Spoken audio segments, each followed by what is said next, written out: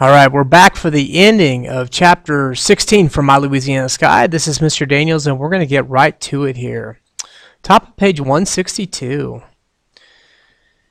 Mrs. Thompson walked up, and Shorty and Milton grabbed shovels and started digging up plants like they'd been working for hours. "Good morning, Lonnie," she said. "Tiger, I love your haircut. Did you get that done in Baton Rouge?" She put her arm around Jesse Wade. I swear, he turned redder than a June strawberry. "Lonnie, I sure appreciate you showing my son the ropes." She ruffled Jesse Wade's curls. "Oh, Mama," said Jesse Wade, stepping away from her reach. Then she said, "Don't work too hard, Cheryl. You know you tire easily."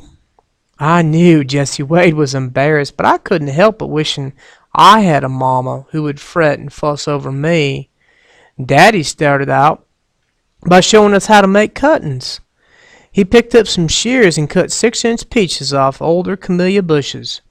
"These here are plants for Mr. Thompson's Louisiana ladies, so you need to treat 'em real special." After Daddy snipped off a dozen tiny branches, the three of us squatted in front of the sand pile. Daddy poked each cutting upright in the sand, burying more than half of it. There was nothing to it, and I tried to push down the thought of growing inside me that Daddy didn't know what he was doing. I was trying to erase the picture of Mr. Thompson finding all these hundreds of little twigs sticking out of the sand and him wondering why the heck he'd been paying Lonnie Parker to work for him. "Daddy, what are all these cuttings supposed to do in the sand?"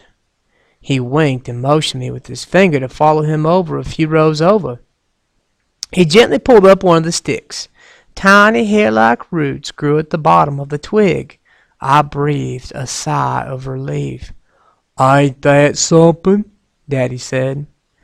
Next he showed us how to transplant the cuttings with roots to a bunch of containers made for boards called liners. The liners were housed in an old shed with no walls so the plants could receive both sunshine and shade.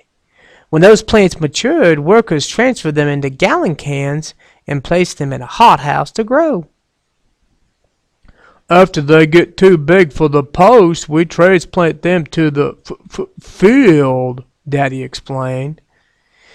He pointed to a cleared piece of ground where Shorty and Milton were planting the young camellias in the soil. "And that's when they stay there until it's time to sell them. Then we dig 'em up and wrap their root balls with a piece of burlap." Daddy's hand shaded his eyes as he peered up at the cloudy sky in search of the sun. "Looks like it's lunchtime." Even though he wore his grandfather's watch, Daddy told time by the position of the sun. "Want to head over to that tree?" Jesse Wade asked me, as natural as he had the day Mama and I had picked purple hulls. I glanced at Daddy. "Go on," he said. "I'll eat with Otis." Shorty and Milton were already eating, leaning against Shorty's truck. Watching Daddy walk to the other side of the nursery toward Otis reminded me of Magnolia going to the back of the bus. Made me think that what Granny once said, "People are afraid of what's different." I guess in some ways Mama and Daddy were like Otis and Magnolia, and even that colored boy outside the drugstore. They were just too different to some folks. It was awkward sitting there eating lunch with Jesse Wade. I remembered my promise to Aunt Dora Kay, but somehow my sandwich made my mouth too dry to form the words it took to say I'm sorry. Suddenly, Jesse Wade pressed his palms against his cheeks, giving his face the squashed-in look. "Please, Mr. Bus Driver, can I come in?" I looked at him like he'd gone crazy.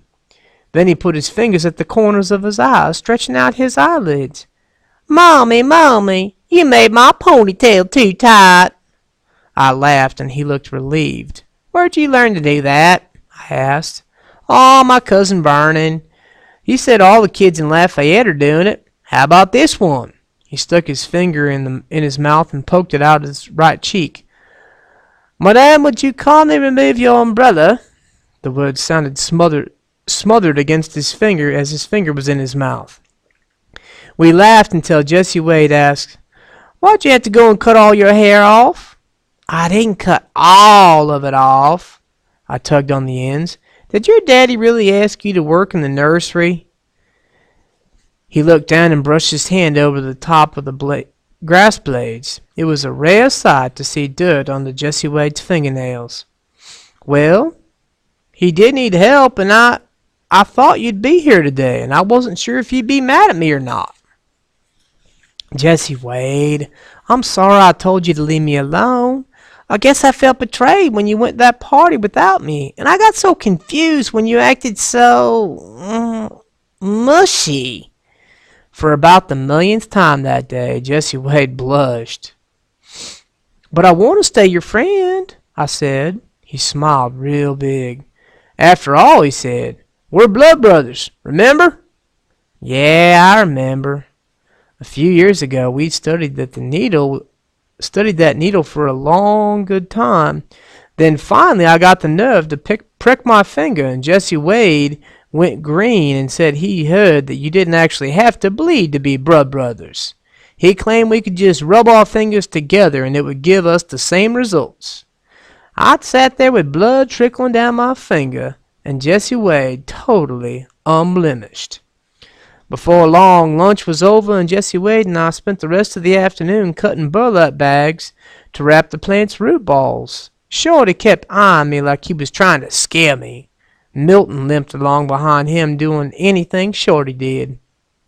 I guess he was waiting for Shorty to tell him when to jump or laugh at one of his dumb jokes. At 4:30, Daddy said, "Time to get on home." When Daddy and I drove to the house, I noticed laundry hanging out in the line, and there in the middle of my blue jeans and shorts and flapping in the wind was Mama's nightgown. Alright, well that's the end of chapter 16. Hey, it's great to know that Jesse, Wade, and Tiger are back on track here. The relationship doesn't seem like it's broken. They still want to be friends, and that's fantastic. Well, we're going to go ahead and close up here and move on to chapter 17. Thank you so much for listening to me here on YouTube, and look forward to the next chapter. God bless, guys.